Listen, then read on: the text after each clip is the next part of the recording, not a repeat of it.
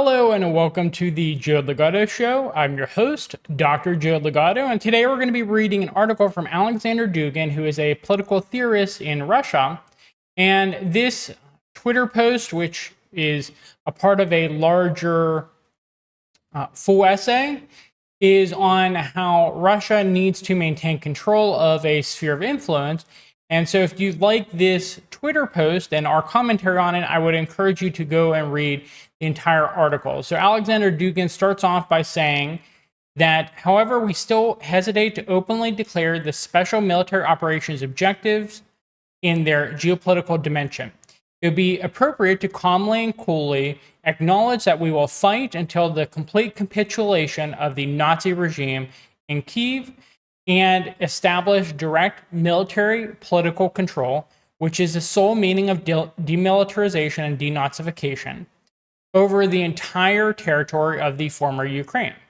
And we are prepared to fight as long as it takes to achieve victory. This clarity would instantly influence our entire strategy in the near regions. Russia will not tolerate Russophobic regimes and tendencies in this territory under any circumstances. Okay, so let's go over this first paragraph for a second. So just starting at the end and working our way back, we see that that's a completely reasonable strategy from a regional power, from really any power. You see that America really does not want other influences within the Americas. The United States of America does not want other influences in the Americas, and they've overthrown regimes that were too cozy with the Soviet Union. And so Russia having border areas that are pro-Russia makes a whole lot of sense.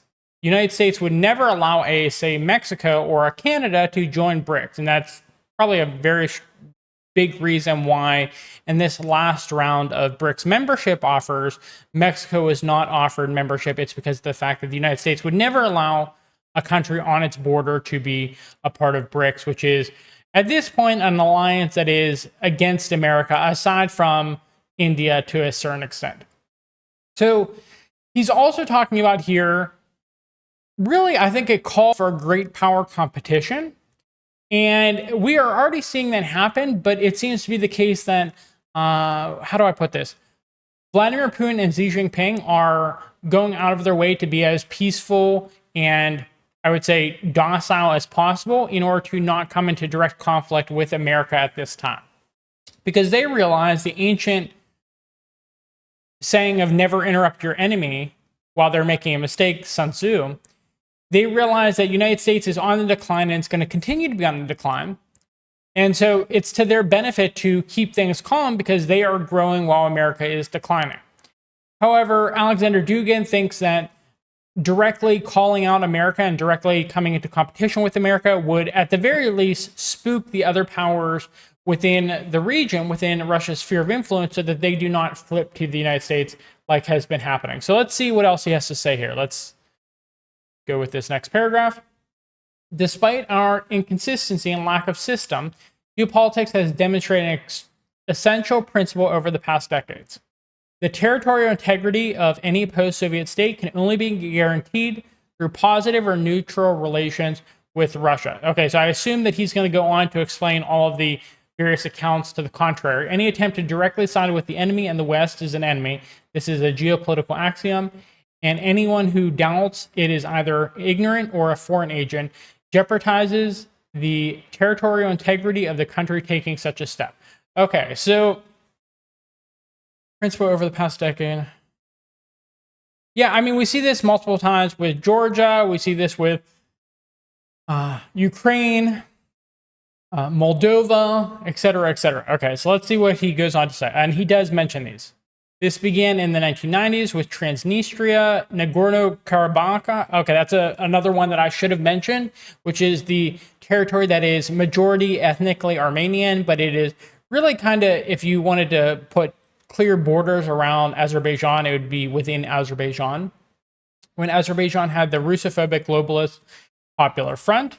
Okay, so they lost that back when they had an anti-Russian government.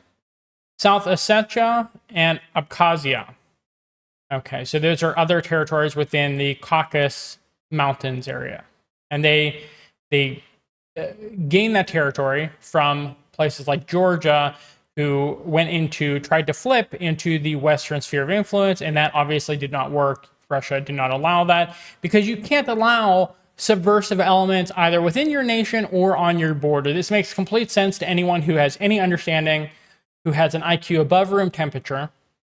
But for people who are NAFO trolls, who are supporters of the West, this would be something that does not make sense to them, because they got their understanding of geopolitics from, say, like watching Star Wars or watching Captain Planet or something silly. So we see here the next paragraph: Transnistria remains frozen to this day. South Ossetia and Abkhazia were detached from Georgia in response to Saakashvili's active aggression spurred on by Soros and globalist forces, notably Bernard Henry Levy. Okay, so how do I put this lightly? Soros and Bernard Henry Levy, those are Zionist forces, and you're seeing that there is a clear dividing line between the Zionist globalist forces on the West, which are becoming more and more overt by the day in terms of their control of the West, versus essentially everyone else: Russia, China, surprisingly enough, the entire Islamic world, which I've talked about this in other videos, but I'm extremely surprised that Russia and China managed to be so diplomatically astute that they got the Sunnis to work with the Shiites. I thought that would not happen within my lifetime. I thought that was really a three-way... How do I put this? Typically, there are not three-way competitions, three-way wars. It ends up being two sides solidifying. And if there's disagreements within some factions, they hold that off until a future conflict. And so they will work together during that conflict, but then work against each other in future conflicts.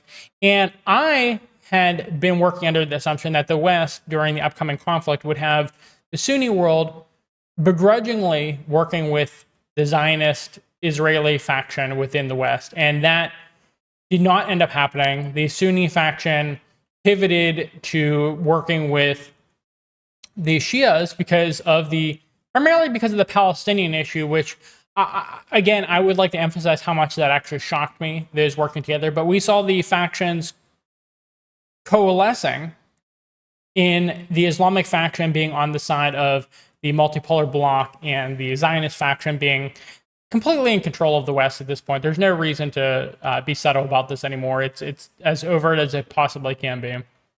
I mean, just look at the recent crises that have been happening with Israel threatened to bomb a Christian hospital in Palestine, and then a Christian hospital in Palestine got bombed, and Israel said it was the Palestinians that bombed themselves. And the West just is like, yeah, that makes sense. Yeah, we're gonna go with that, even though you threatened to bomb them. It was actually them that bombed themselves. That, like, people in the West, I like to call them golems, who are mostly evangelical Christians, which is unfortunate because I am an evangelical Christian. But they completely believe everything that Israel says, and it's extremely unfortunate at this point, because they're lying about absolutely everything. If you took their word for things, the world would not make any sense whatsoever. But for some reason, a ton of evangelical Christians in the West love the Zionist faction. So that's the situation we're in right now. The globalist forces completely control the West, and they are Zionist in nature. They're internationalists, and that's the situation we're in. And so he's saying here, Alexander Dugin is saying that Soros and the globalist forces, notably Bernard Henry, were the ones who spurred Georgia to commit these acts of aggression. And so they're destabilizing countries all across the world. Very typical. If you look at the people who are oligarchs in Eastern Europe and Ukraine and Russia, they are Zionists as well. They typically have another passport to Israel. So that's just how things tend to go in modern times. Under Pashinyan, Armenia challenged Russia, while Baku, in contrast, acted skillfully and amicably, resulting in Nagorno-Karabakh transitioning from Armenia to Azerbaijani control, while Kyiv had a multi-vector approach. It retained Crimea, Donbass, Kherson, and Zaporizhia. However, as territories began to break away and Russophobia escalate into a full-blown war with the Russian world, the existence of Ukraine will cease altogether. Okay, so really interesting things here. We talked about how it is the Zionists who are in control and who are pushing these conflicts on Russia's border. They want to exploit the populace and extract the resources as much as possible. And we see that this has harmed Georgia. It's harmed Armenia. It's harmed, obviously, Ukraine. They've already lost Crimea. They've already lost the majority of Donbass, and the rest of Donbass will obviously be within the control of Russia eventually. Kherson and Zaporizhia and Odessa eventually was not mentioned here, but all of that area will be under the control of Russia eventually, if it's not entirely under the control of Russia currently. And so you can see here that working for the globalist Zionist faction is not particularly beneficial to anyone, but for some reason people just love doing it. I don't understand it. I truly don't. I'm like, what benefit do you get working for the globalists? And it doesn't make any sense to me. It does not compute. There are no benefits that I can see, but that's what's occurring. The only thing that I can understand potentially is it's a religious conflict where the Christian Zionists want to bring about Christ, and so they have to bring about the Antichrist first. So like it's some type of biblical thing, but I don't know why you would ever intentionally bring about the Antichrist, but that is where the West is right now with the Christian Zionists who are in control of the nation along with the Zionists. The West cannot guarantee territorial integrity for anyone within Eurasia. We're seeing that across the board, that the West is just losing like nonstop. Like this Judeo-Islamic War of 2023, as I'm calling it, like that's a complete loss for the West right now. Like I've seen so many people who are like developing pattern recognition for the first time in regards to who is in charge of the West and what is allowed to be said in the West. And it's very shocking. If you're on Twitter currently, I'd recommend looking and seeing how the various factions for what is going to, at this point, I believe, inevitably be World War III, watch those factions coalesce, because it's happening in real time. And it's both scary and I guess awe-inspiring to see people forming a faction against the evil that currently controls the West. Yes, the West can still inflict significant damage on Russia, even at the cost of annihilating an entire country, as in Ukraine's current situation. However, preserving, protecting, building, creating, and organizing, that's not their forte. Yeah, we've seen that. They've tried to come up with a counter to China's Belt and Road Initiative, and it's just not worked at all. Like Build Back Better. There were a few other things that like no one even remembers the name of, but like United States, its expertise is not in building things, it's in destroying things.